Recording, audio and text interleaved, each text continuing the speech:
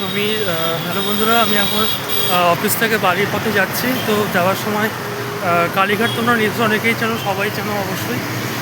তো এখানে একটা মন্দির রয়েছে, তোমরা শুনেছো হয়তো, দেখেও থাকবে ভিডিওতে, বগলামুখী মার মন্দির। তো চলো, সেটা আমি ভিডিওর মাধ্যমে শেয়ার করি তোমাদের দেখাচ্ছি, ঠিক আছে? চলো দেখতে থাকো। যে দেখো মন্দির চত্বর, ঢুকছি, দেখো কি লেখা আছে এখানে।